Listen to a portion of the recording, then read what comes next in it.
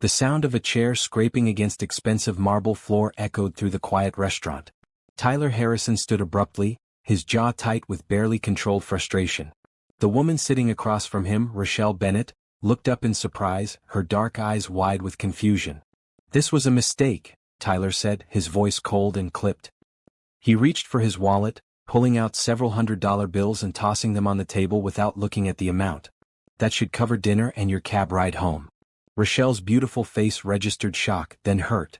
She wore a simple green dress that brought out the warmth in her skin, her natural curls framing her face softly. "I don't understand. What did I do wrong?" "You didn't do anything wrong," Tyler said, not meeting her eyes. "I just realized this isn't going to work. I shouldn't have let my assistant set this up. I'm not interested in dating anyone, and I certainly don't have time for—" He gestured vaguely, unable to finish the sentence. The truth was Rochelle had done nothing wrong at all. She was kind, intelligent, and genuinely interested in getting to know him as a person rather than as Tyler Harrison, billionaire CEO of Harrison Enterprises. That was exactly the problem. Tyler didn't want to be known. He didn't want to open up. He didn't want to risk feeling anything for anyone ever again. 3 years had passed since his wife Rebecca died in a car accident, leaving him alone with their then 2-year-old daughter Sophie. 3 years of building walls so high that no one could climb them. 3 years of telling himself that Sophie was all he needed, that loving someone else would be a betrayal of Rebecca's memory. His assistant Maria had practically begged him to try this blind date. She'd met Rochelle at a charity event and thought they'd be perfect together. Tyler had agreed only to get Maria to stop pestering him. Now he regretted that decision. "Tyler, wait," Rochelle said softly, standing up. She didn't reach for the money on the table. "If you're not ready to date, that's completely understandable. But you don't have to be rude about it. I'm a person with feelings, not just some obligation you need to fulfill." Her words stung because they were true. Tyler opened his mouth to respond when a small voice called out from across the restaurant. "Daddy?" Tyler's heart stopped. He turned to see Sophie running toward him, her blonde pigtails bouncing. Behind her, his nanny Mrs. Chen looked apologetic and stressed. "Sophie? What are you doing here?" Tyler asked, bending down as his daughter crashed into his arms. "You're supposed to be at home with Mrs. Chen."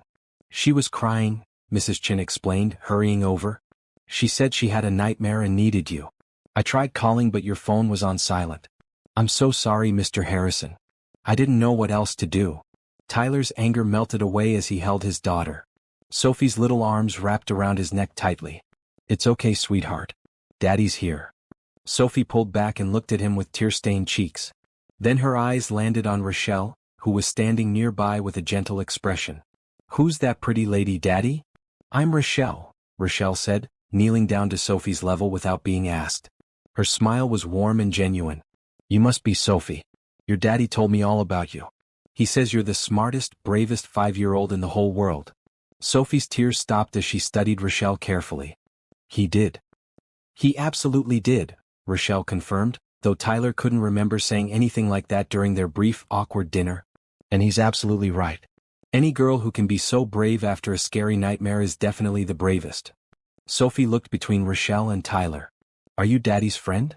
Tyler started to say no, but Rochelle spoke first. "I'd like to be if that's okay with you." "Daddy doesn't have many friends," Sophie said matter-of-factly. "He's always working.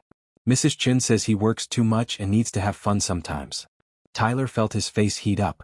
"Sophie." "But I think you seem nice," Sophie continued, completely ignoring her father. "Daddy, why were you leaving? Don't you think she's nice?" Tyler looked at Rochelle, who was watching the exchange with amusement and something else in her eyes. Understanding, maybe. Or compassion. "Sophie, it's complicated," Tyler began. "But Daddy, she's nice," Sophie insisted, her bottom lip trembling. "Please don't leave yet. I'm still scared from my nightmare. Can the nice lady stay with us for a little bit? Please?" Tyler found himself trapped between his daughter's pleading eyes and Rochelle's patient expression. Every instinct told him to make an excuse to get Sophie home, to end this uncomfortable situation. But Sophie rarely asked him for anything. She was such a good kid, so understanding about his long work hours and frequent business trips. How could he say no when she looked at him like that? Have you ever walked away from something that could change your life? What would you have done in Tyler's shoes? Drop a comment below and let me know your thoughts. And if you're enjoying this story so far, please subscribe so you don't miss what happens next. "Okay," Tyler heard himself saying.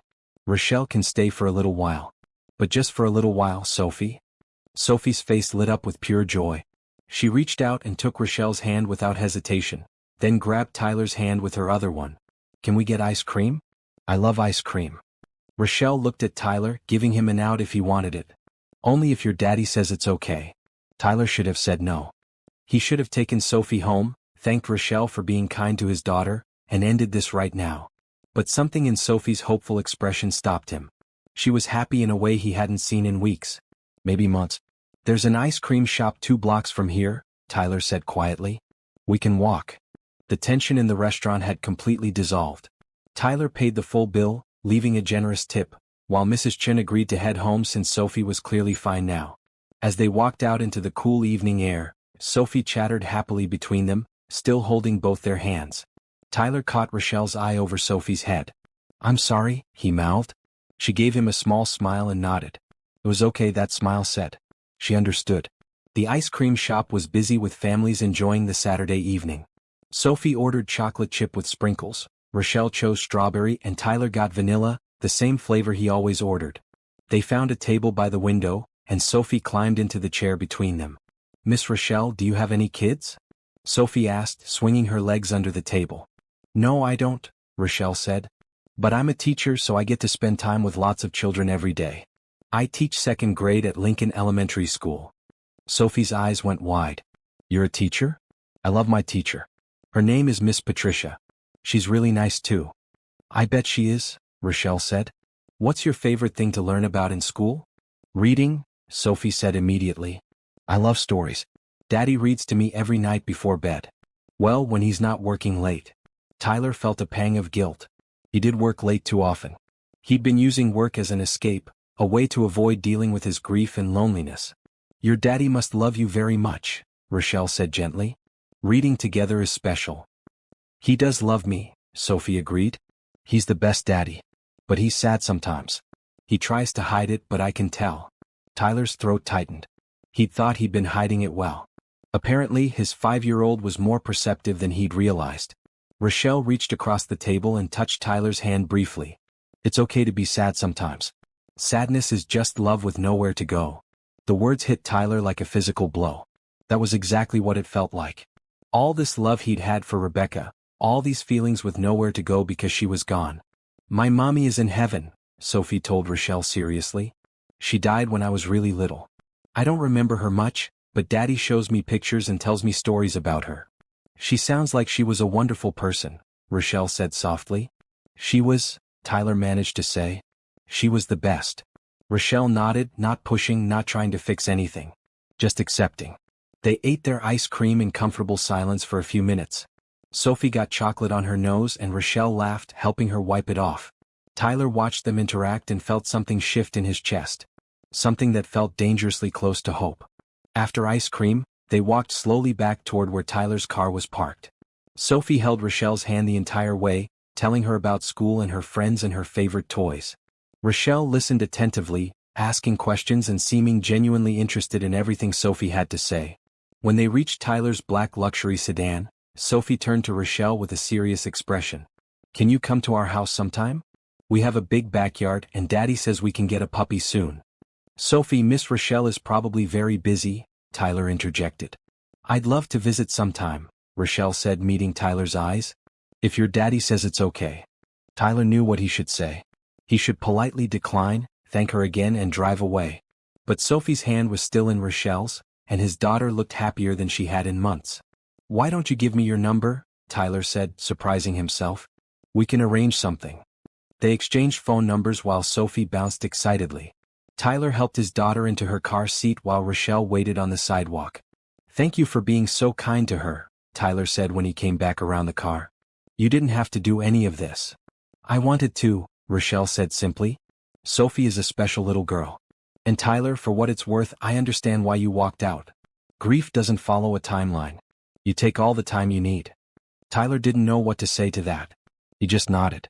But, Rochelle continued, I hope you'll consider that maybe Sophie needs to see you happy sometimes too. Not just going through the motions. Before Tyler could respond, Sophie called out from the car. Miss Rochelle, will you really visit us? I really will, Rochelle promised. Your daddy has my number. Tyler drove home with Sophie chattering in the back seat about how nice Miss Rochelle was and how she wanted to see her again soon. As he pulled into the driveway of his massive estate, Tyler caught sight of himself in the rearview mirror. For the first time in 3 years he looked less tired. Less closed off. Maybe, just maybe, walking out of that restaurant had been the best mistake he'd ever made. Tyler spent Sunday morning trying not to think about Rochelle Bennett. He had work to catch up on, emails to answer, and a board meeting to prepare for on Monday. But Sophie had other plans. Can we call Miss Rochelle? She asked at breakfast, pushing her pancakes around her plate. You said we could see her again. I said maybe, sweetheart, Tyler corrected gently. Miss Rochelle might be busy today. But you have her number, Sophie pointed out with 5-year-old logic. If you call, then we'll know if she's busy or not. Tyler couldn't argue with that reasoning. He looked at his phone sitting on the kitchen counter, Rochelle's number already saved in his contacts. Part of him wanted to call. The other part wanted to delete her number and pretend last night never happened. Please, Daddy? Sophie asked. I really liked her. She was so nice. And she didn't treat me like a baby. That last part struck Tyler.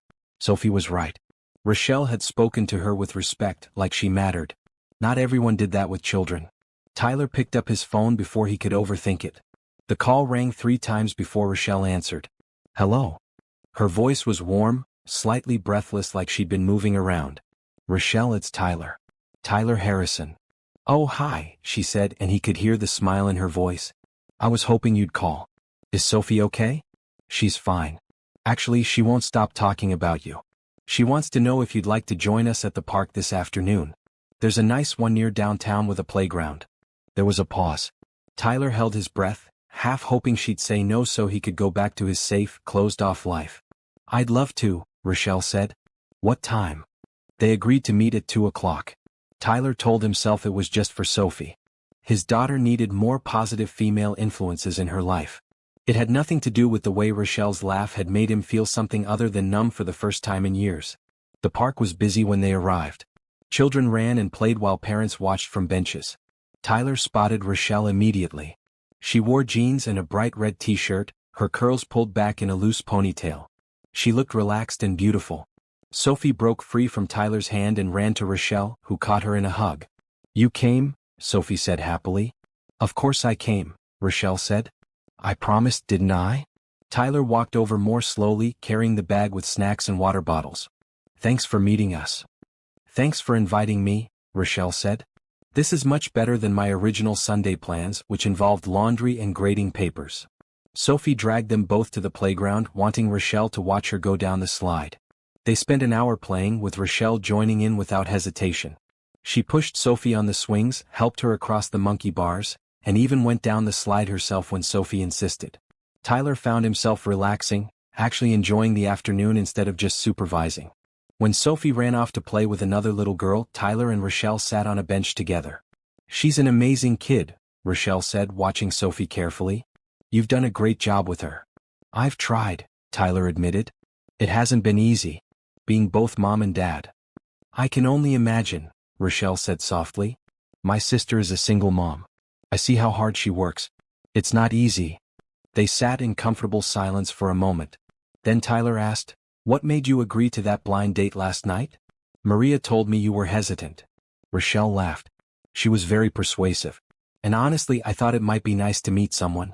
I moved to this city 2 years ago for the teaching job, and I don't know many people outside of work. Why did you move here? Fresh start, Rochelle said simply. I was in a relationship back home that ended badly. He cheated, I found out, and I realized I needed to be somewhere new. Somewhere I could focus on what really matters to me. Which is helping people, Rochelle said. Especially kids. I grew up poor. Really poor. My mom worked 3 jobs to keep us fed and housed. I know what it's like to struggle. So when I got the chance to teach and to volunteer at community centers, I jumped at it. Tyler studied her face.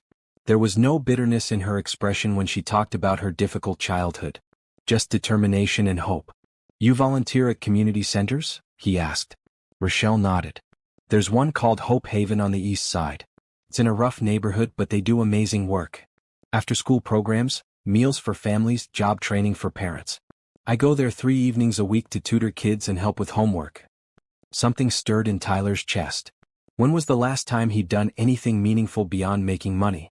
His company was successful, sure, but what real difference was he making in people's lives? The center is struggling financially, Rochelle continued. They might have to close next month if they can't make rent and pay their staff. It would devastate the community. Those kids need a safe place to go after school. Tyler made a decision right then. How much do they need? Rochelle looked at him in surprise. What? To stay open. How much money do they need? Tyler, I wasn't telling you this to ask for money, Rochelle said quickly. I know, Tyler said. But I'm asking anyway. How much? Rochelle bit her lip, clearly uncomfortable. The director said they need about $50,000 to cover rent, utilities and salaries for the next 6 months. But Tyler, that's a lot of money. I can't ask you. You're not asking. I'm offering, Tyler said firmly. And it's not that much money, trust me. My company makes that in about an hour. I can have the funds transferred tomorrow morning. I can't let you do that, Rochelle protested. We barely know each other. Tyler turned to face her fully. Rochelle, I have more money than I could spend in 10 lifetimes. It just sits in accounts growing bigger while I work 80-hour weeks trying to forget that I'm lonely. If I can help kids who actually need it, why wouldn't I? Rochelle's eyes filled with tears. You would really do that? Just like that? Just like that, Tyler confirmed. Give me the director's contact information. I'll have my assistant handle it first thing tomorrow. Actually, I want to do more than that. I want to help expand your programs, buy new equipment, whatever you need. Tyler. Rochelle's voice broke. Please let me do this, Tyler said softly. I need to do something good. Something that matters. You've given me and Sophie such a gift this weekend. Let me give something back. Rochelle wiped her eyes and nodded. Okay, thank you. The kids at Hope Haven, they're going to be so happy. The staff too. You have no idea what this means. Will you let me visit the center? Tyler asked. I'd like to see what you do there. Of course, Rochelle said. Anytime you want. We're there Monday, Wednesday, and Friday evenings, plus Saturday mornings. Sophie ran back over, breathless and happy. Can Miss Rochelle come to our house for dinner? Tyler looked at Rochelle, who smiled. If Miss Rochelle wants to, she's welcome to join us. I'd love to, Rochelle said immediately. They left the park as the sun started to set, Sophie holding both their hands again like it was the most natural thing in the world. Tyler's housekeeper had the evening off, so he ordered pizza, and they ate in the casual kitchen rather than the formal dining room. Sophie showed Rochelle her room, her toys, and the photo albums of her mother. Rochelle listened and looked at every picture with genuine interest. She never once acted uncomfortable or tried to change the subject. Your mommy was beautiful, Rochelle told Sophie. You have her smile. Daddy says that too, Sophie said. I wish I could remember her better. You know what? Rochelle said. The love someone gives us stays with us even after they're gone. Your mommy's love is part of you, Sophie. You carry it with you every day. Tyler, standing in the doorway, had to turn away and blink back tears. He tried so hard to keep Rebecca's memory alive for Sophie, but he'd never quite found the right words to explain it. Rochelle had done it in 2 sentences. Later, after Sophie was in bed, Tyler walked Rochelle to her car. The night was clear and cool, stars visible despite the city lights. Thank you for today, Tyler said. For being so kind to Sophie. And for telling me about Hope Haven. Thank you for being willing to help, Rochelle said. And for giving me a second chance after last night's disaster. Tyler smiled, a real smile. Last night wasn't entirely a disaster. It brought me Sophie's favorite new person. She's pretty special herself, Rochelle said. You both are. They stood there in comfortable silence. Tyler realized he didn't want her to leave. He wanted to invite her back in to talk more, to learn everything about her. But it was too soon. He was moving too fast. He needed to be careful for Sophie's sake. Can I see you again? Tyler asked. Maybe you could show me Hope Haven this week? I'd like that, Rochelle said warmly. Wednesday evening? I'll be there from 6 to 8. Wednesday it is, Tyler agreed. He watched her drive away, then went back inside. Sophie's favorite stuffed bear was on the couch where she'd left it during dinner. Tyler picked it up, thinking about Rochelle's words about love staying with you even after someone was gone. Maybe it was okay to have room for new love too. Maybe Rebecca would want that for him and Sophie. Maybe walking out of that restaurant had been exactly what he needed to do. Wednesday arrived faster than Tyler expected.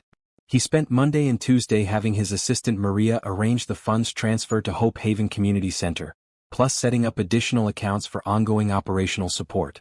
Maria had been thrilled when he'd explained what the money was for. "This is wonderful, Mr. Harrison," she'd said. "I knew you and Rochelle would hit it off." Tyler didn't bother correcting her assumption about what was happening between him and Rochelle. Truthfully, he wasn't sure himself. All he knew was that he looked forward to seeing her again with an anticipation he hadn't felt in years.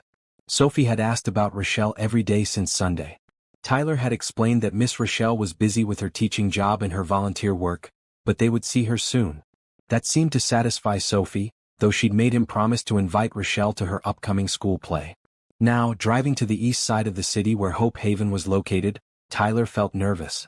He'd worn casual clothes, jeans and a blue button-down shirt, not wanting to stand out. His usual business suits would have been completely inappropriate for a community center in a struggling neighborhood. Hope Haven occupied an old brick building that had clearly seen better days. The paint was fading and some of the windows had cracks repaired with tape. But the sign out front was bright and welcoming, and Tyler could hear children's voices and laughter coming from inside. He pushed open the door and stepped into a large, open room. About 20 kids of various ages sat at tables doing homework. Adults moved between them, helping and encouraging. In one corner, a teenage girl was reading to a group of younger children. In another, 2 boys were playing chess while an elderly man watched. And there was Rochelle, kneeling beside a little boy who couldn't have been more than 7, helping him sound out words in a book. She wore a bright green sweater and jeans, her hair in a braid down her back. She looked up when the door chimed and her face broke into a huge smile. "Tyler," she said, standing up. "You came." "I said I would," Tyler replied. The little boy tugged on Rochelle's sweater. "Miss Rochelle, who's that?" "This is my friend Tyler," Rochelle said. "Tyler, this is Jerome. He's working really hard on his reading." "Nice to meet you, Jerome," Tyler said, bending down to shake the boy's hand seriously. Jerome grinned and went back to his book. Rochelle led Tyler toward the back of the room where a woman in her 50s was organizing supplies. "Tyler, this is Patricia Monroe, the director of Hope Haven," Rochelle introduced them. "Patricia, this is Tyler Harrison." Patricia's eyes widened. "Mr. Harrison, I can't thank you enough for what you've done. When the bank notified us of the deposit this morning, I honestly thought it was a mistake. That money, it's literally saved us. Saved these kids." Tyler shook her hand. "I'm glad I could help. Rochelle told me about the amazing work you do here. Would you like a tour?" Patricia asked. "I'd love to show you around." For the next hour, Patricia and Rochelle showed Tyler every corner of Hope Haven. There was the homework help area where he'd first entered. A small kitchen where volunteers prepared simple meals for families. A computer lab with 6 ancient computers that barely worked. A storage room filled with donated clothes and school supplies. And a multi-purpose room where they held classes for parents on everything from job skills to budgeting. Every space was filled with people. Every face showed hope and determination. Tyler met dozens of kids, all of them polite and eager to show him what they were working on. He met parents who thanked him repeatedly for the meals and resources. He met volunteers who gave their time freely, expecting nothing in return. By the end of the tour, Tyler's heart ached. These people had so little, yet they were building something beautiful. Something real. "The computers are our biggest limitation right now," Patricia explained as they stood in the computer lab. "The kids need them for homework, but these are so old they crash constantly. We can't afford new ones and most families don't have computers at home." Tyler pulled out his phone and made a note.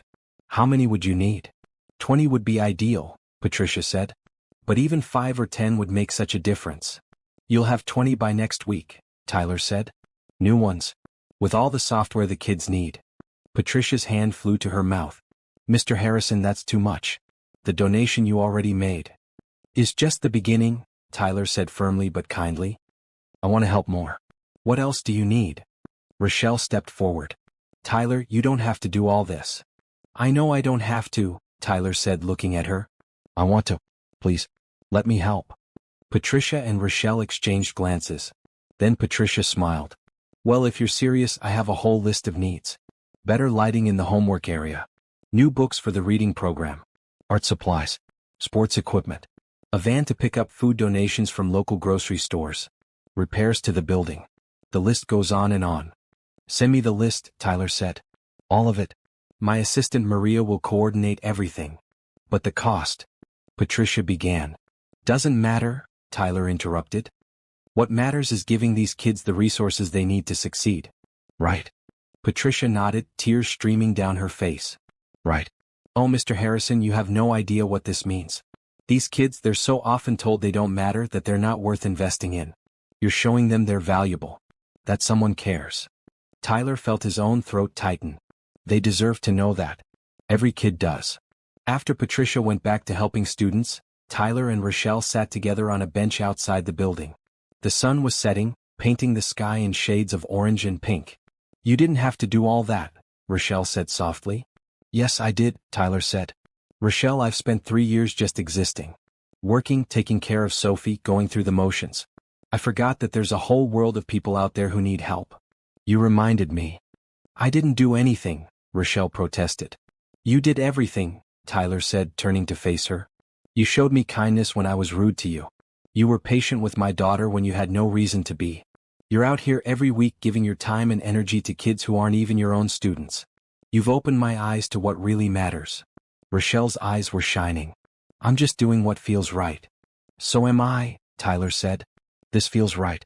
Helping Hope Haven, working with you, seeing the difference we can make together. It feels more right than anything has in a long time. Together? Rochelle asked quietly. If you're willing, Tyler said. I know I came on strong with all the financial offers. But I don't want to just throw money at problems. I want to be involved. I want Sophie to be involved too. I want her to grow up understanding how lucky she is and that she has a responsibility to help others. That's beautiful, Rochelle said. And yes, together sounds perfect. They sat together as the sky darkened, making plans for Hope Haven's future. Tyler suggested a fundraising gala to get other wealthy donors involved. Rochelle talked about expanding their after-school programs. They both got excited about creating a scholarship fund for kids who wanted to go to college. When Tyler finally left that evening, he felt different. Lighter. Like he'd been carrying around a weight for 3 years and had finally set it down. He drove to Sophie's school to pick her up from aftercare, and when she climbed into the car, he told her all about Hope Haven. Can I go there with you and Miss Rochelle? Sophie asked eagerly. I want to help the kids too. Absolutely, Tyler said. Miss Rochelle said you'd be welcome anytime. I like Miss Rochelle a lot, Daddy, Sophie said. Do you like her? Tyler met his daughter's eyes in the rearview mirror. Yes, sweetheart. I do. Good, Sophie said with satisfaction. Because I think she likes you too. Tyler smiled all the way home. The next few weeks passed in a blur of activity. Tyler kept his promise, and Hope Haven received everything Patricia had requested and more. 20 brand new computers arrived with all the latest educational software. The building got a complete electrical upgrade and new energy-efficient lighting. The bookshelves were stocked with hundreds of new books. Art supplies filled an entire storage closet. A donated van sat in the parking lot, ready to pick up food donations. But Tyler's involvement went beyond money. He started showing up at Hope Haven 3 evenings a week, just like Rochelle. At first, the kids were shy around him. A billionaire CEO wasn't exactly a familiar presence in their lives. But Tyler made an effort to connect, sitting down to help with homework, playing basketball in the small gym, listening to their stories. Sophie came with him on Saturdays. She loved the other children and threw herself into helping with her typical enthusiasm. Rochelle made sure Sophie always felt useful, whether she was reading to younger kids or helping sort donated clothes. Tyler and Rochelle fell into an easy rhythm. They'd meet at Hope Haven, work with the kids, then grab coffee afterward while Sophie played on his phone or drew pictures. Their conversations flowed naturally, covering everything from childhood memories to favorite books to dreams for the future. One evening, after a particularly busy night at the center, Tyler and Rochelle sat in his car in the parking lot. Sophie had fallen asleep in the back seat, exhausted from running around with the other children. Can I ask you something? Rochelle said quietly, watching the lights of the city in the distance. Anything, Tyler replied. What was she like? Your wife. Tyler's first instinct was to change the subject. He'd spent 3 years avoiding this question whenever anyone asked. But something about Rochelle's gentle tone made him want to answer. Rebecca was sunshine, Tyler said slowly. That's the best way I can describe her. She lit up every room she entered. She was funny and smart, and she loved people. Everyone loved her back. She sounds wonderful, Rochelle said. She was, Tyler confirmed. We met in college. I was the serious business student, always studying and planning my future. She was an art major who believed in living in the moment. I don't know what she saw in me, but somehow she decided I was worth her time. I can see what she saw, Rochelle said softly. Tyler glanced at her in surprise, but she was still looking out the window, giving him space to continue. We got married right after graduation, Tyler went on. Started the company together. She handled the creative side while I focused on operations and finance. We made a good team. Then Sophie came along and Rebecca was so happy. Being a mother was everything to her. Tyler's voice caught. Rochelle reached over and took his hand, just holding it. The accident was so sudden, Tyler said. She was driving home from an art gallery showing. A drunk driver ran a red light. The police said she died instantly. She didn't suffer. I'm so sorry, Rochelle whispered. I was angry for so long, Tyler admitted. At the drunk driver, at the universe, at Rebecca for leaving us. I threw myself into work because it was the only thing that made sense. Numbers and contracts and board meetings. Things I could control. And you shut everyone else out, Rochelle said, not judging, just understanding. Yeah, Tyler said. I told myself it was for Sophie, that I needed to focus on being her father. But really I was just scared. Scared of losing someone again. Scared of feeling that much pain ever again. They sat in silence for a long moment. Then Rochelle spoke. I was with my ex for 4 years, she said. His name was Daniel. We met at a community event when I was still in college. He was charming and funny and he said all the right things about wanting to make the world better. Tyler squeezed her hand, encouraging her to continue. It took me 3 years to realize he was cheating, Rochelle said. Looking back, the signs were obvious. Late nights. Unexplained absences. A password on his phone that he'd never had before. But I trusted him. I believed him when he said he was working late or out with friends. How did you find out? Tyler asked gently. I came home early from a school event one day, Rochelle said. Found him in our apartment with another woman. He didn't even look guilty. Just annoyed that I'd caught him. Turned out there had been multiple women over the years. I was just the steady one, the one who cooked his meals and supported his dreams while he did whatever he wanted. That's horrible, Tyler said, anger flaring on her behalf. The worst part was how stupid I felt, Rochelle continued. All my friends and family had suspected. They tried to warn me in subtle ways. But I'd defended him. I'd made excuses. I'd chosen to believe his lies because believing the truth was too painful. You weren't stupid, Tyler said firmly. You were trusting. That's different. Rochelle smiled sadly. I moved here to get away from the embarrassment and the memories. Started over with my teaching job and my volunteer work. I told myself I'd focus on helping others and forget about romantic relationships. They were too messy, too painful. But you agreed to that blind date with me, Tyler pointed out. I did, Rochelle said. Because despite what Daniel did to me, I still believe in kindness and hope. I still believe that most people are good. And I still believe that love is worth the risk. Tyler thought about that. Rochelle had been hurt badly, yet she hadn't closed herself off the way he had. She'd kept her heart open. You're braver than I am, Tyler said. I don't know about that, Rochelle replied. You're here, aren't you? Opening up to me. Bringing Sophie to Hope Haven. Taking chances again. That takes courage. I'm terrified, Tyler admitted. Every time I start to care about you more, part of me wants to run away. To protect myself and Sophie from getting hurt again. I understand that, Rochelle said. And I'm not going anywhere, Tyler. Whatever pace you need to go at, that's fine with me. I'm not trying to replace Rebecca. I could never do that. I know you're not, Tyler said. That's what makes this feel okay. You honor her memory. You let Sophie talk about her. You're not threatened by the fact that I loved someone before you. Before me? Rochelle questioned gently. Tyler realized what he'd said. He turned to face her fully. Yeah, before you. Because I'm falling for you, Rochelle. I'm trying not to. I keep telling myself to slow down, to be careful. But you make me want to believe in love again. Rochelle's eyes filled with tears. I'm falling for you too. And I'm scared too. But I think we can be scared together. We can take it slow together. We can help each other heal. Tyler leaned over and kissed her forehead gently. Thank you for being patient with me. Thank you for letting me in, Rochelle replied. In the back seat, Sophie stirred. Are we home yet? Almost, sweetheart, Tyler said. We're heading home now. He started the car, but before he drove away, he looked at Rochelle one more time. She smiled at him and he smiled back. They were building something real. Something based on honesty and trust and shared values. It might take time, but Tyler was beginning to believe it would be worth the wait. Sophie Harrison was many things, bright, sweet, perceptive, but subtle was not one of them. Over the following weeks, her matchmaking efforts went from gentle suggestions to full-blown campaign. It started innocently enough. "Daddy, Miss Rochelle should come to my school play next Friday. She'd really like it." Tyler, working at his home office desk, looked up from his laptop.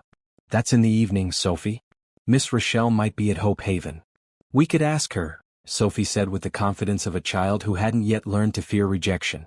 "She might say yes." Tyler smiled at his daughter. "Okay, we can ask." Of course, Rochelle said yes immediately when Tyler called. She even offered to help Sophie practice her lines. That led to Rochelle coming over for dinner twice that week, which led to her staying to help with Sophie's bedtime routine. Tyler watched from the hallway as Rochelle read Sophie a bedtime story, his daughter snuggled against her side. The sight made his heart ache in the best way. Sophie was so happy, so comfortable with Rochelle. And if Tyler was honest, so was he. The school play was a simple production of The Three Little Pigs. Sophie played a narrator, and she took her role very seriously. Tyler sat in the audience between his mother-in-law Carol and Rochelle, feeling strangely complete. Carol had been surprised when Tyler introduced Rochelle. She'd given them both a long, assessing look before saying, "It's nice to meet you, dear." The tone had been polite but cool. Tyler knew Carol was protective of Sophie and of Rebecca's memory. He'd need to talk with her soon about where things were going with Rochelle. After the play, they all went out for ice cream again, this time at Sophie's insistence. "It's tradition now," she declared. "We always get ice cream after important things." At the ice cream shop, Sophie sat between Rochelle and Carol, chattering happily about the play. Tyler noticed Carol watching Rochelle carefully, seeing how she interacted with Sophie. When Sophie got up to throw away her napkin, Carol leaned toward Rochelle. "My granddaughter seems quite taken with you." "She's an incredible child," Rochelle replied warmly. "You must be so proud." "I am," Carol said. "She looks just like my Rebecca, don't you think?" There was challenge in the question. Tyler opened his mouth to intervene, but Rochelle spoke first. "She absolutely does," Rochelle agreed. "Tyler's shown me pictures. Sophie has her mother's beautiful smile and her kind heart too." Carol blinked, clearly not expecting that response. "Most people get uncomfortable when I mention Rebecca." "Why would I be uncomfortable?" Rochelle asked genuinely. She was Sophie's mother and Tyler's wife. She's an important part of their lives. That won't ever change, and it shouldn't. Something softened in Carol's expression. "You're different from what I expected." "I hope that's a good thing," Rochelle said with a gentle smile. "It is," Carol admitted. "I was worried when Tyler mentioned he was seeing someone. I thought it meant he was trying to erase Rebecca. But I can see that's not what's happening here." "Never," Rochelle said firmly. "I would never want to erase anyone's memory, especially someone who meant so much to people I care about." Carol reached over and patted Rochelle's hand. "You're good for them. Both of them. Rebecca would have liked you." Rochelle's eyes got misty. "That means more than you know." Tyler felt a weight lift from his shoulders. Carol's approval wasn't necessary, but it made everything easier, especially for Sophie. The next week brought Tyler's biggest business crisis in years. A major client was threatening to pull their contract over a miscommunication, which would cost the company millions and potentially lead to layoffs. Tyler spent 3 days working around the clock, barely sleeping, trying to salvage the situation. On the third day, he was in his home office at 11 at night, reviewing documents for the 100th time when his doorbell rang. He wasn't expecting anyone. Security had called to inform him someone was at the gate, but he'd been too distracted to ask who. He opened the door to find Rochelle standing there with a bag of takeout food and a thermos of coffee. "Sophie called me," Rochelle explained. "She said you haven't eaten all day and you're really stressed. So I brought food." Tyler stared at her, overwhelmed. "You didn't have to do that." "I know," Rochelle said.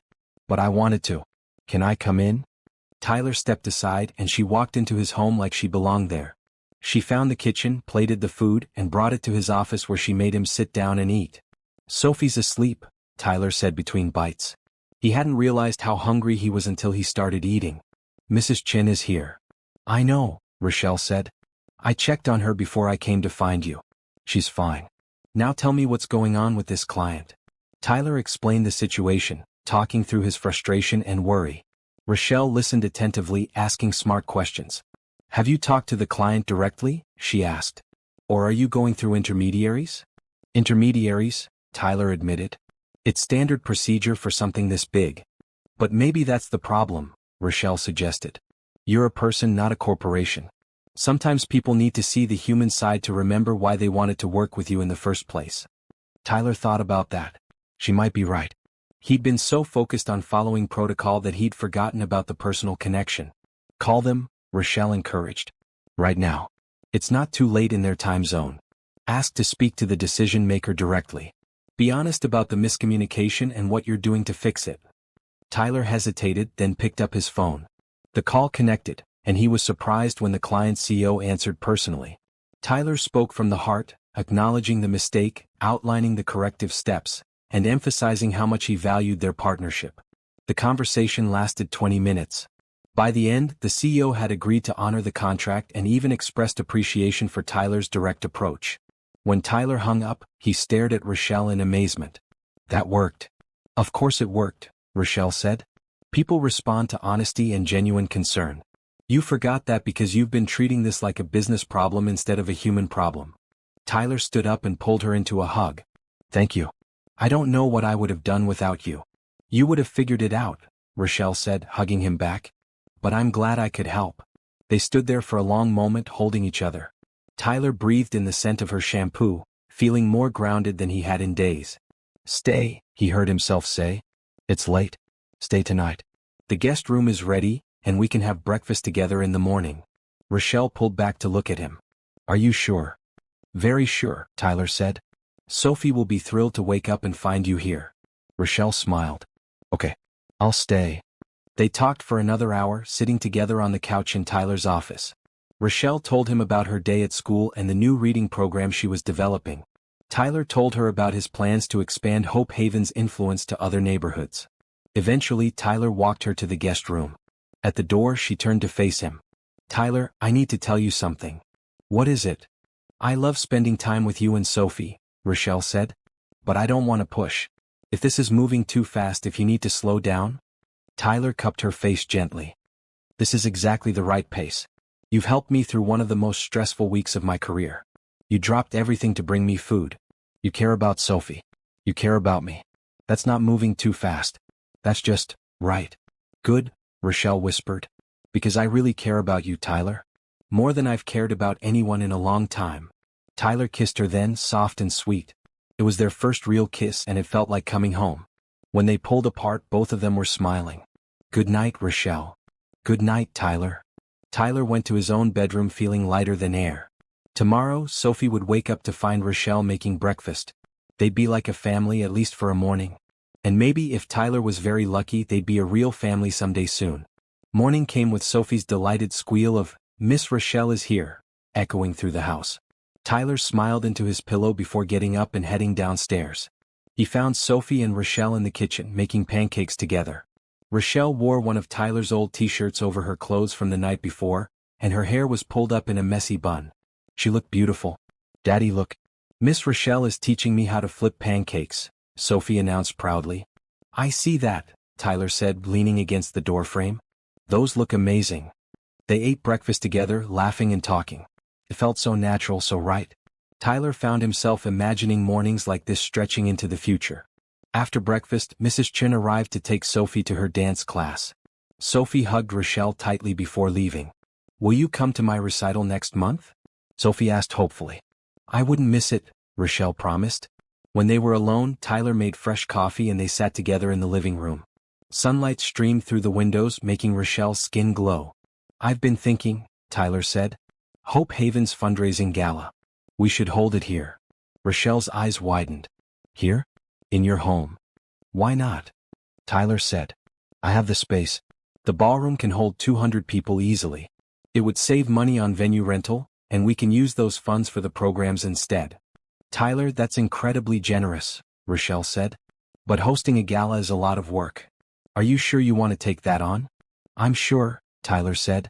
But I'll need your help planning it. You know what Hope Haven needs. I just know how to throw expensive parties. Rochelle laughed. I think we make a good team. I think we do too, Tyler agreed. Over the next 3 weeks, they threw themselves into planning the gala. They met at Tyler's house in the evenings after Sophie was in bed, going over guest lists, menu options, and program details. Tyler invited every wealthy person he knew, while Rochelle created presentations about Hope Haven's impact. Patricia was overwhelmed when they told her the plans. This could raise enough money to fund our operations for years, she said, tears in her eyes. Plus, getting all these influential people aware of what we do could open so many doors. That's the goal, Tyler said. Hope Haven does incredible work. More people need to know about it. As the gala approached, Tyler found himself spending almost every evening with Rochelle. Even when they weren't working on event planning, they'd find excuses to see each other. Coffee dates, lunches, dinners with Sophie. Sophie, for her part, continued her matchmaking campaign. She started forgetting things at Rochelle's apartment so they'd have to drive over to get them. She insisted that Rochelle needed to be invited to every family activity. She even told her kindergarten class that her daddy had a girlfriend, which led to a slightly awkward parent-teacher conference where the teacher asked if everything was okay at home. Everything's wonderful at home, Tyler had assured her. Sophie's just excited that I'm dating someone. The teacher had smiled knowingly. Sophie talks about Miss Rochelle all the time. She clearly adores her. One Saturday afternoon, Sophie was playing with friends at Hope Haven when one of the older kids, a 12-year-old named Jerome, approached Tyler and Rochelle. Are you two together? Jerome asked bluntly. Tyler and Rochelle exchanged glances. They hadn't officially discussed labels or what to call their relationship. We're dating, Rochelle said, taking Tyler's hand. Is that okay with you? Jerome grinned. Yeah, it's cool. Miss Rochelle deserves someone nice. And you're pretty cool for a rich dude, Mr. Harrison. Thanks, Jerome, Tyler said, laughing. That means a lot. After Jerome ran off, Tyler squeezed Rochelle's hand. So we're dating, huh? I mean, we've been spending every day together for over a month, Rochelle pointed out. We've kissed. You've met my friends and family. I've met your mother-in-law. I think we passed dating several weeks ago. What would you call us then? Tyler asked. Rochelle looked at him seriously. I'd call us two people who care deeply about each other and are building something real. What would you call us? Tyler pulled her close. I'd call us exactly that. And I'd add that I'm falling more in love with you every day. Rochelle's breath caught. Love? Love? Tyler confirmed. I know it's soon. I know we're supposed to take things slow. But Rochelle, you've become one of the most important people in my life. You make me laugh. You challenge me to be better. You're incredible with Sophie. And when I think about my future, you're in every picture I see. Tears ran down Rochelle's face. I love you too. I tried not to. I told myself to be careful. But Tyler, you're one of the best men I've ever known. You're kind and generous and genuine. And the way you love Sophie, the way you've opened your heart to Hope Haven, the way you've opened your heart to me, it's everything I never knew I needed. Tyler kissed her then, not caring that they were in the middle of Hope Haven with dozens of people around. Someone started clapping, then more people joined in, and soon the whole room was applauding and cheering. When they finally pulled apart, both of them were laughing and crying at the same time. I guess that makes it official, Rochelle said. I guess it does, Tyler agreed. That evening, after dropping Sophie off with Carol for a sleepover, Tyler took Rochelle to his favorite restaurant. Not the expensive place where they'd had their first date, but a small, cozy Italian restaurant he'd been going to for years. Over dinner they talked about their future. I want you to move in with us, Tyler said.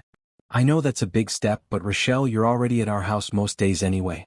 Sophie loves you. I love you. It just makes sense. Rochelle set down her fork. Tyler, I need to be honest about something. I'm worried about fitting into your world. I'm a teacher. I drive a 10-year-old car. I shop at thrift stores. Your friends are billionaires and CEOs and people who vacation in Europe. What if I don't belong? You belong wherever I am, Tyler said firmly. And Rochelle, my world isn't the fancy parties and the expensive restaurants. My world is Sophie and Hope Haven and building something meaningful. You're already at the center of that world. But what about your business associates? Rochelle pressed. What will they think when you show up with a girlfriend who doesn't own designer clothes? They'll think I'm incredibly lucky, Tyler said. And anyone who judges you based on your income or your clothes isn't someone whose opinion I value. Rochelle, you're brilliant and kind and beautiful. That's what matters. Rochelle smiled through her tears. You really mean that? Every word, Tyler confirmed. So will you move in with us? We have plenty of space. You can have your own room if you want. Or, he paused, suddenly nervous. Or you could share my room. If you're ready for that. I'm ready, Rochelle said. Yes, I'll move in with you. With you and Sophie. I can't think of anything I want more. They sealed the decision with a kiss, then spent the rest of dinner making plans. Rochelle would give notice at her apartment for the end of the month. They'd move her things gradually so it wouldn't be overwhelming for Sophie. They'd tell Sophie together, making sure she understood that this was about building a family. When Tyler dropped Rochelle off at her apartment that night, he didn't want to leave. Soon, Rochelle reminded him. Soon I'll be home with you every night. Not soon enough, Tyler said, kissing her one more time. He drove home feeling like the luckiest man alive. He'd been given a second chance at love and he wasn't going to waste it. Moving day arrived on a sunny Saturday morning. Tyler had hired movers to handle Rochelle's furniture, but she'd insisted on packing her personal items herself. Tyler and Sophie showed up at her apartment early to help. This is so exciting, Sophie said, bouncing around Rochelle's living room. Miss Rochelle is going to live with us. Forever and ever. Well, for a long time at least, Rochelle said, catching Tyler's eye with a smile. Is that okay with you, Sophie? It's perfect, Sophie declared. Now you can read me bedtime stories every night and make pancakes every morning and come to all my school stuff. I'll do my best, Rochelle promised, hugging the little girl. They spent the morning packing boxes and loading the moving truck. Rochelle didn't have much, just the essentials accumulated over 2 years in the city. Most of her belongings fit in a dozen boxes. This is everything? Tyler asked, looking at the stack. I travel light, Rochelle explained. When I left my hometown, I wanted a fresh start. I only brought things that really mattered to me. Tyler picked up one of the lighter boxes, noticing it was full of photos and personal items. What's in here? Memories, Rochelle said. Photos of my family, letters from my mom, things like that. The stuff that makes a place feel like home. Tyler felt a surge of love for this woman who valued people and memories over possessions. Let's get all of this to your new home. The afternoon was spent unpacking at Tyler's house. Rochelle had been worried about taking up too much space, but Tyler had cleared out 2 closets and several dresser drawers for her things. Sophie helped put away clothes, chattering the whole time about how they could decorate. We should paint Miss Rochelle's room pink, Sophie suggested. I like blue better, Rochelle said diplomatically. But maybe we could do both? Blue walls with pink curtains? Sophie's face lit up. Yes, that would be so pretty.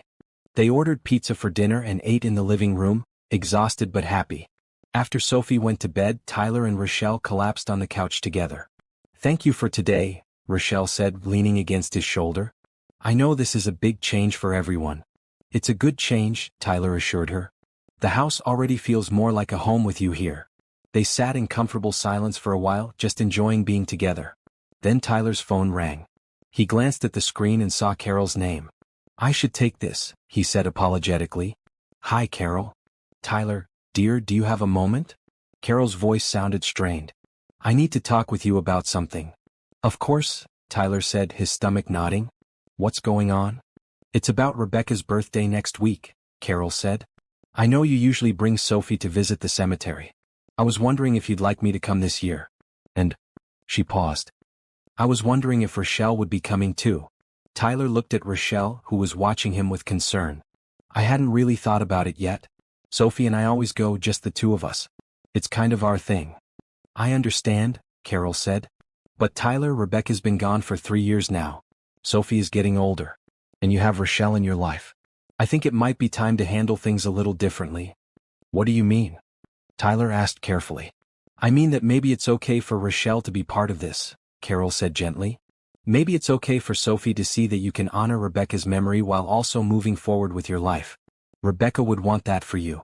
Tyler felt his throat tighten. You really think so? I know so, Carol said firmly. Rebecca loved you more than anything. She'd want you to be happy.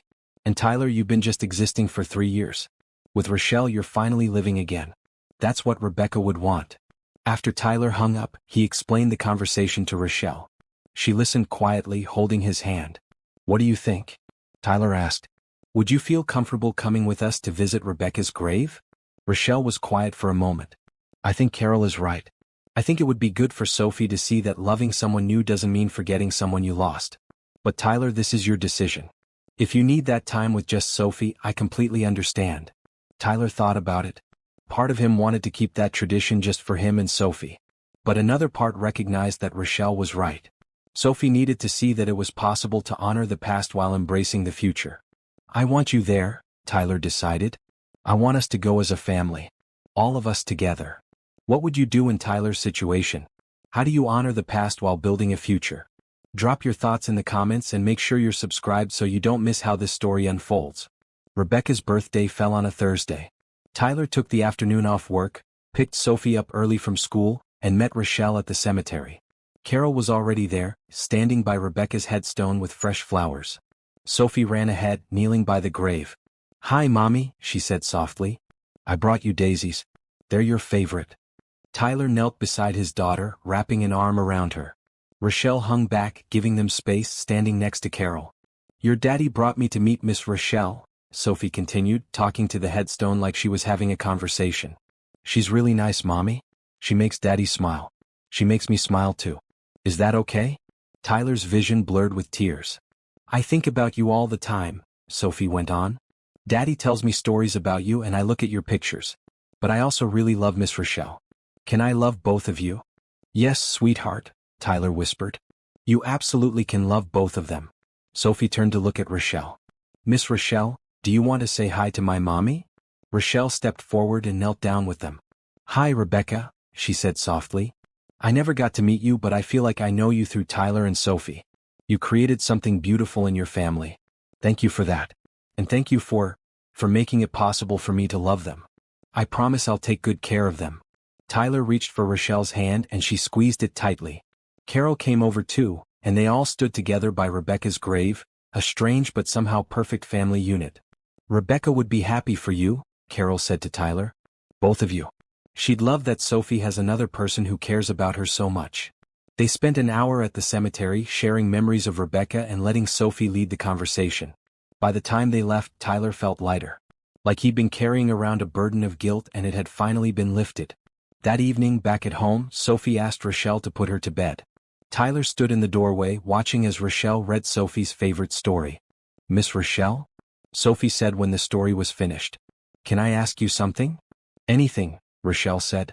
"Are you going to be my new mommy?" Rochelle glanced at Tyler, who nodded encouragingly. "Sophie, no one will ever replace your mommy," Rochelle said gently. "Your mommy will always be your mommy and she'll always love you. But I can be someone else who loves you. We can figure out what to call it as we go along." "Okay." "Okay," Sophie said, snuggling under her covers. "I love you, Miss Rochelle." "I love you too, sweetheart," Rochelle replied, her voice thick with emotion. After Sophie was asleep, Tyler and Rochelle went to their bedroom. They got ready for bed in comfortable silence, both processing the emotions of the day. "Thank you for today," Tyler said as they climbed into bed. "For coming to the cemetery. For handling Sophie's question so perfectly. For everything." "Thank you for including me," Rochelle replied. "I know that wasn't easy." Tyler pulled her close. "Nothing about this has been easy. But Rochelle, it's been worth it. You're worth it. This is worth it." They fell asleep wrapped around each other, both feeling like they'd crossed some invisible line. The past and the future had met and somehow everything was going to be okay. The night of Hope Haven's fundraising gala arrived, and Tyler's mansion had been transformed into an elegant venue. The ballroom sparkled with lights and flowers. Tables were set with fine china and crystal glasses. A string quartet played soft music as guests began arriving. Tyler stood near the entrance in his tuxedo, greeting donors and business associates. Beside him, Rochelle wore a simple but elegant blue dress that Tyler had bought for her. She'd protested the expense, but he'd insisted. She looked absolutely stunning. "You're shaking," Tyler murmured, taking her hand. "I'm nervous," Rochelle admitted. "There are senators and CEOs and people who could buy my entire apartment building with their pocket change. And they're all here because of you," Tyler reminded her. "Because of the work you do at Hope Haven. You belong here, Rochelle. More than anyone." She squeezed his hand gratefully. Over the next hour, 200 guests filled the ballroom.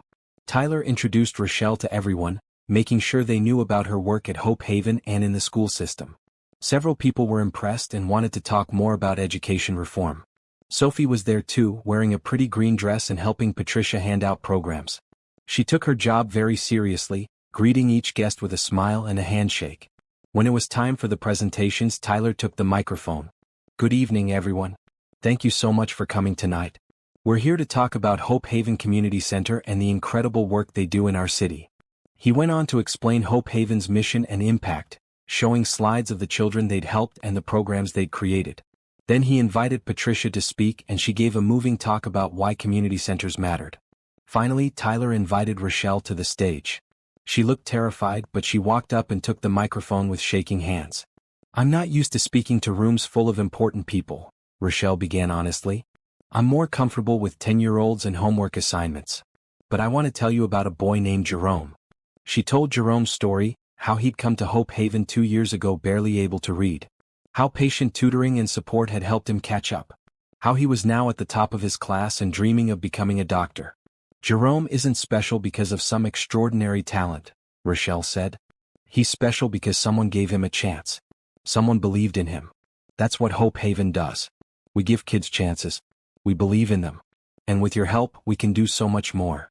The room erupted in applause. Tyler watched Rochelle's face light up with surprise and pleasure. She was magnificent. After the presentations, guests mingled and wrote checks. Tyler watched the donations roll in, knowing they'd exceeded their goal. Hope Haven would be funded for years. They could expand their programs, hire more staff, maybe even open a second location. But the best moment of the night came when an older woman approached Rochelle. Tyler recognized her as Margaret Chin, the wife of a tech billionaire and one of the most influential philanthropists in the city. Miss Bennett, Margaret said warmly, your passion for education is inspiring. I'd like to discuss funding a scholarship program through my foundation. Could we set up a meeting? Rochelle's eyes went wide. I would be honored, Mrs. Chin. Excellent. Have your people call my people, Margaret said with a smile, then paused. Or I suppose Tyler's people can call my people, since you're together. After she walked away, Rochelle grabbed Tyler's arm. Did that really just happen? Margaret Chin wants to fund scholarships. It really happened, Tyler confirmed, grinning. You're amazing, you know that? I'm still shaking, Rochelle said. Tyler led her out to the terrace where they could have a moment of privacy. The night air was cool and refreshing after the crowded ballroom. Rochelle, I need to tell you something, Tyler said, taking both her hands. What is it? Tonight, watching you up there, seeing you in your element, talking about the work you love, I realized something, Tyler said. I don't want to do life without you. I don't want to imagine a future where you're not by my side. Rochelle's breath caught. Tyler. I love you, Tyler continued. I love your kindness and your passion and the way you see the good in everyone. I love how you are with Sophie. I love that you made me believe in hope again. And I know we haven't been together that long, but I also know that what we have is real. Solid. It's forever. I love you too, Rochelle whispered. So much. Then be with me, Tyler said. Not just living in my house. Not just as my girlfriend. Be my partner in everything. Help me raise Sophie. Help me figure out how to do good in this world. Help me be the man I want to be. I'm already doing all of that, Rochelle said, smiling through tears. I know, Tyler said. And I want you to keep doing it. For the rest of our lives. Are you? Is this? Rochelle couldn't finish the question. It's not a proposal, Tyler said. Not yet. I want to do that right, with a ring in the perfect moment. But Rochelle, this is a promise. A promise that you're it for me. You and Sophie, you're my family. You're my future. Rochelle threw her arms around him and Tyler held her tight. Behind them, through the windows, the gala continued. People laughed and talked and wrote checks. Sophie was probably charming everyone in sight. Hope Haven's future was secure. But out here, in this quiet moment, Tyler and Rochelle were building their own future. One based on love and trust and shared purpose. I promise too, Rochelle said into his shoulder.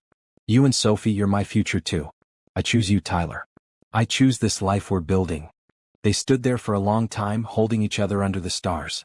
Eventually they'd have to go back inside, but for now, this moment was theirs. And it was perfect. The months following the gala brought changes and growth for everyone. Hope Haven expanded to include a second location on the south side of the city. Patricia hired 3 new full-time staff members. The computer lab Tyler had funded became a hub for kids learning coding and digital skills. And thanks to Margaret Chen's scholarship program, 5 graduating seniors were heading to college with full rides. Tyler cut back his work hours to spend more time with his family. He delegated more to his capable team and stopped answering emails after 6 p.m. Instead, he came home to family dinners, homework help, and bedtime stories. Rochelle thrived in her dual role as teacher and Hope Haven coordinator. She'd officially taken on a leadership position at the center, working with Patricia to develop new programs. Her classroom at Lincoln Elementary became known as the place where struggling students found their confidence again. And Sophie blossomed with the stability of having 2 parents who loved her. She did well in school, made friends easily, and seemed genuinely happy for the first time since losing her mother. One Saturday morning in early spring, Tyler woke to find Rochelle already up. He found her in the kitchen, looking at her phone with a strange expression. "Everything okay?" he asked, kissing her temple. "My lease on the storage unit is up next month," Rochelle said. "The one where I kept some of my old stuff from before I moved here. I need to decide whether to renew it or go through everything." "Let's go through it," Tyler suggested. "Together. Whatever you want to keep, we'll find room here. Whatever you want to let go of, we'll donate or toss." They drove to the storage facility that afternoon while Sophie was at a birthday party. The unit was filled with boxes and furniture, remnants of Rochelle's old life. "I haven't looked at most of this stuff in 2 years," Rochelle admitted as they started going through boxes. "I wasn't ready to deal with it when I moved." They found clothes that no longer fit, kitchen items she didn't need, and books she'd already replaced. But they also found photo albums, her grandmother's quilt, and a box of letters from her mother. "My mom died 5 years ago," Rochelle said softly, holding one of the letters. "Cancer. I miss her every day." Tyler wrapped his arms around her from behind. "Tell me about her." "She was the strongest person I ever knew," Rochelle said. "She worked so hard to give me and my sister a good life. She always said that education was the key to everything. That's why I became a teacher." "She'd be so proud of you," Tyler said. "I hope so," Rochelle replied. "She never got to meet Daniel. Looking back, I'm grateful for that. She would have seen right through him." They continued sorting through the storage unit, and Tyler noticed Rochelle was keeping less than half of what was there. She was letting go of her past, making room for her future. "Rochelle, there's something I want to ask you," Tyler said as they loaded the last box into his car. "What is it?" "My company is hosting a leadership conference in 3 months, Tyler explained. "It's in San Francisco for days. Spouses and partners are invited. I'd really like you to come with me." "As your girlfriend?" Rochelle asked. "As my partner," Tyler corrected. "Rochelle, everyone at my company already knows about you. They know how much you mean to me. I want them to meet you officially." "But Tyler, a conference full of business executives," Rochelle said nervously. "I don't know anything about corporate finance or board meetings or—" "You know about leadership and working with people and creating positive change," Tyler interrupted. "That's what matters. And Rochelle, I need you there. Not to impress anyone, but because you're part of my life now. Where I go, you go." Rochelle smiled. "Okay. Yes, I'll come to San Francisco with you." The conference turned out to be less intimidating than Rochelle had feared. Tyler's colleagues were welcoming and genuinely interested in Hope Haven's work. Several of them made donations or asked how they could get involved. Tyler's assistant Maria took Rochelle under her wing, making sure she felt comfortable at all the events. On the last night of the conference, Tyler took Rochelle to a rooftop restaurant overlooking the city. The view was spectacular, the food was excellent, and the company was even better. "This has been an amazing week," Rochelle said, sipping her wine. "Your colleagues are wonderful. And this city is beautiful." "Not as beautiful as you," Tyler said, making her laugh. "That was cheesy," she teased. "I know," Tyler admitted. "But true. Rochelle, these past few months with you have been the happiest of my life since Rebecca died. You've given me and Sophie so much. A home, not just a house. A family, not just a living arrangement. Hope for the future. You've given me all of that too," Rochelle said softly. "I love our life together. I love waking up next to you. I love helping Sophie with her homework. I love working at Hope Haven with your support. I love everything about us." "Then let's make it official," Tyler said. He reached into his pocket and pulled out a small velvet box. Rochelle's hands flew to her mouth as he opened it, revealing a beautiful ring with a blue sapphire surrounded by small diamonds. "Rochelle Bennett, will you marry me?" Tyler asked. "Will you be my wife, Sophie's mother, and my partner in everything? Will you build a life with us, full of love and hope and purpose?" Tears streamed down Rochelle's face. "Yes. Yes, Tyler, I'll marry you." Tyler slipped the ring on her finger and pulled her into a kiss. Around them, other diners noticed and started clapping. When they finally pulled apart, both of them were crying and laughing at the same time. "Sophie's going to be so excited," Rochelle said, looking at her ring. "She helped me pick it out," Tyler admitted. "I showed her several options and she immediately pointed to this one. She said the blue reminded her of the dress you wore to the gala." Rochelle's heart melted. "I can't wait to tell her." They flew home the next day and went straight from the airport to Sophie's school to pick her up. When Sophie saw them waiting together, she ran over with her usual enthusiasm. "Did you have fun in California?" she asked. "We had the best time," Tyler said. "And we have something to tell you." He nodded to Rochelle, who held out her hand to show Sophie the ring. Miss Rochelle and I are getting married, Tyler said. We're going to be a real family. Is that okay with you? Sophie screamed with delight so loudly that other parents turned to look. She jumped up and down, then hugged first Tyler, then Rochelle, then both of them together. This is the best day ever, Sophie declared. Can I be in the wedding? Can I wear a pretty dress? Can we get a puppy now? Tyler and Rochelle laughed. Yes, yes, and maybe, Tyler said. That evening they celebrated with dinner at their favorite Italian restaurant. Sophie insisted on telling the waitress, the hostess, and everyone at nearby tables that her daddy and Miss Rochelle were getting married. Later, after Sophie was asleep, Tyler and Rochelle sat in bed together, Rochelle admiring her ring. When should we do it? She asked. The wedding? Soon, Tyler said. I don't want a long engagement. We've already found each other. Why wait? 3 months, Rochelle suggested. That gives us time to plan, but not so much time that we're stressed about it. Perfect, Tyler agreed. Small ceremony, just family and close friends. Maybe at the house.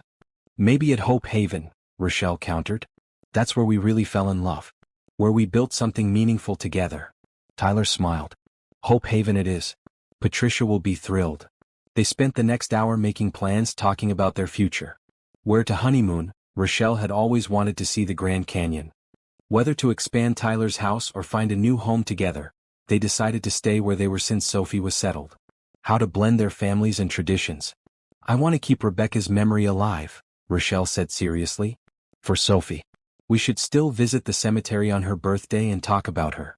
She was important and she always will be. Thank you for understanding that, Tyler said, pulling her close. She gave you Sophie, Rochelle said simply. How could I not honor that? As they finally fell asleep, Tyler felt completely at peace. He'd been given a second chance at happiness, and he was going to make the most of every single moment. The next 3 months flew by in a flurry of wedding planning and normal life. Rochelle insisted on a simple ceremony, refusing to let Tyler spend hundreds of thousands on one day. I'd rather we donate that money to Hope Haven or another community center, she said firmly. A wedding should be about love, not showing off. Tyler agreed, though he did insist on hiring a good photographer and caterer. These memories matter, he said. And our friends and family deserve a nice celebration. They settled on a ceremony at Hope Haven on a Saturday afternoon in early June.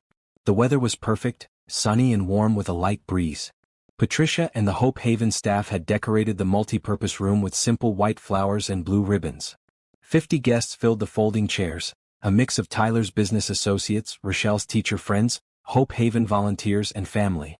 Carol sat in the front row next to Rochelle's sister and brother-in-law, looking proud. Maria, Tyler's assistant who had set them up on that first disastrous blind date, was crying happy tears.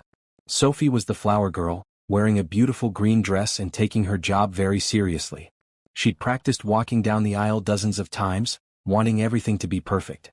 As the ceremony began, Tyler stood at the front of the room with his best man, his college roommate who'd flown in from Boston.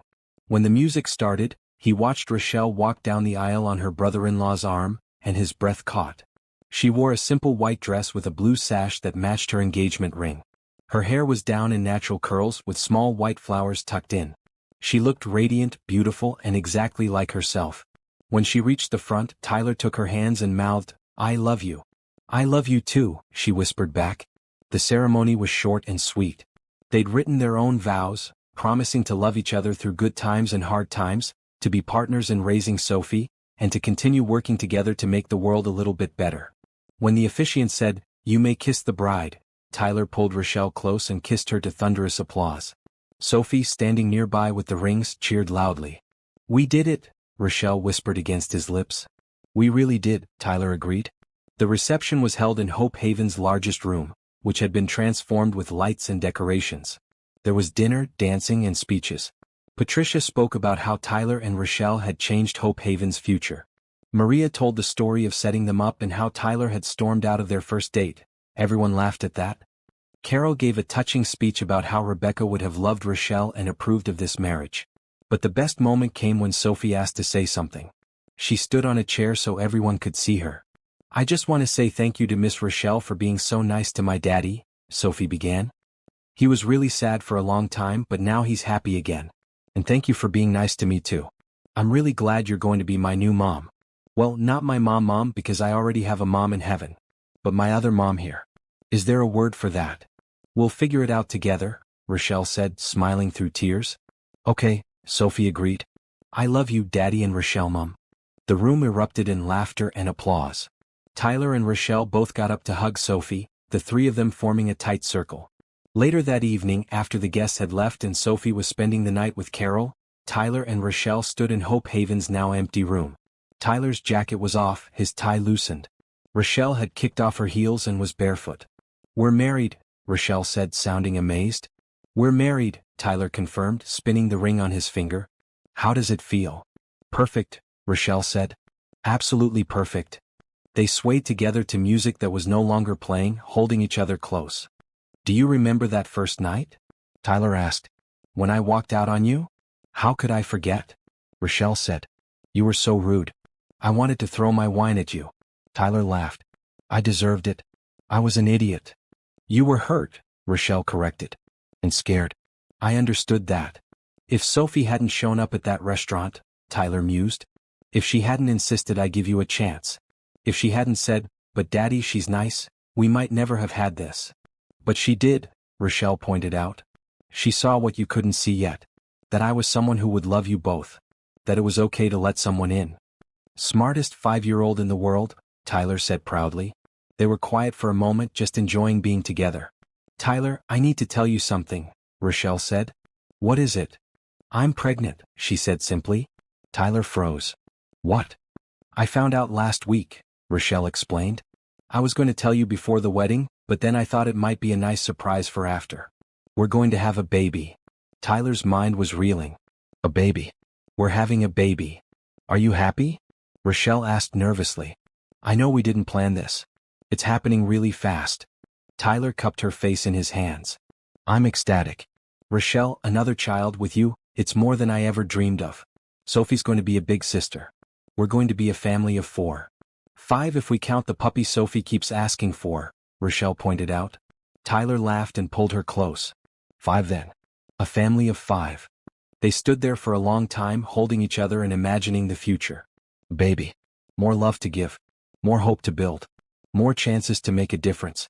When should we tell Sophie? Tyler asked. Soon, Rochelle said. After we get back from our honeymoon. I want to have that time just for us first. They'd planned a 2-week trip to the Grand Canyon and several other national parks. Rochelle had always wanted to see the natural wonders of the country, and Tyler wanted to experience them through her eyes. This is going to be quite a year, Tyler said. A wedding, a baby, Hope Haven expanding to a 3rd location. Are you sure you can handle all of that? With you by my side? Rochelle said. I can handle anything. Tyler kissed her again, longer this time. Have I told you today how much I love you? Only about 100 times, Rochelle teased. But I'll never get tired of hearing it. Good, Tyler said. Because I'm going to spend the rest of my life making sure you know. They finally left Hope Haven, getting into Tyler's car to head home. As they drove through the city, passing the restaurant where they'd had their first disastrous date, Rochelle reached over and took Tyler's hand. Thank you for walking out on me that night, she said. Tyler glanced at her in surprise. What? If you hadn't walked out, we wouldn't have had the chance to start over, Rochelle explained. We wouldn't have had Sophie as our matchmaker. We wouldn't have built this relationship on the foundation of Hope Haven and shared values. Everything happened exactly the way it was supposed to. Tyler thought about that. She was right. Sometimes the worst moments led to the best outcomes. Sometimes you had to walk away from something in order to find your way back to it. I love you, Tyler said. Thank you for not giving up on me. Never, Rochelle promised. We're forever now. And as they drove home to start their new life together, Tyler knew with absolute certainty that they were. This was forever. This was family. This was love in its truest form. Sophie would be thrilled about the baby. Carol would be a wonderful grandmother. Hope Haven would continue to thrive and help more children. The company would keep growing. And through it all, Tyler and Rochelle would be partners, facing every challenge and celebrating every victory together. The future was bright and full of hope. And it had all started with a blind date gone wrong, a 5-year-old's wisdom, and 2 people brave enough to take a chance on love.